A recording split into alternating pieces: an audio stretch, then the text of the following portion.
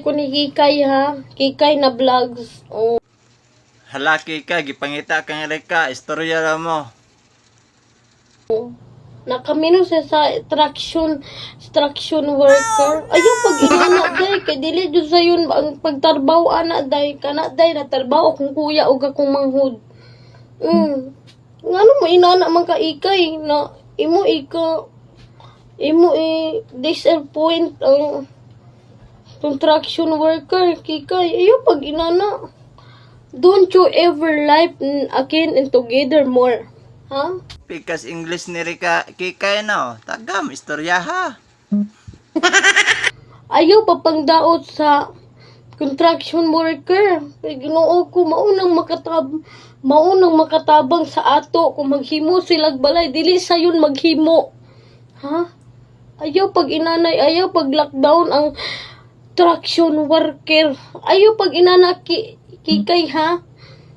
Ayaw pag inana kay traction worker akong uyab sa una.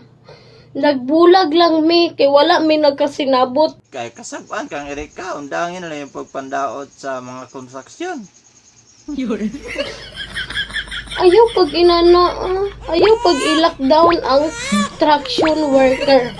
Kay kana jud siya mas kanahan na lang ko gumakaminyo kung traction worker kaysa mga kuan diya, mga tambay. Ayaw pag inanak, ha? Don't you ever live in again and together more. So what's everything to me in my life in a children? You can me and proud myself in the battery and the humor made and because my life in the together more. Wow. Ayaw i-lockdown. Kaya ka na, traction worker, makatabang ka na sa gyoan.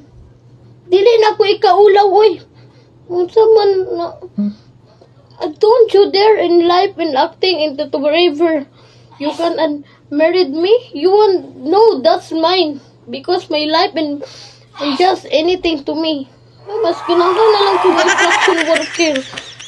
Tingnan no, makatabang oy mao pa na magkuan sa balay. Dili sa yon. You brought me in together. You what's and everything to me? No. And life the things in anywhere. Ha? Huh? Kikay, shout out sa imo Kikay vlog. Kay kasabot ka, ayaw lang pagpandaot sa mga konstruksyon, kasabaan ng kang Erika. Ayaw pagpang lockdown alang construction worker, ha?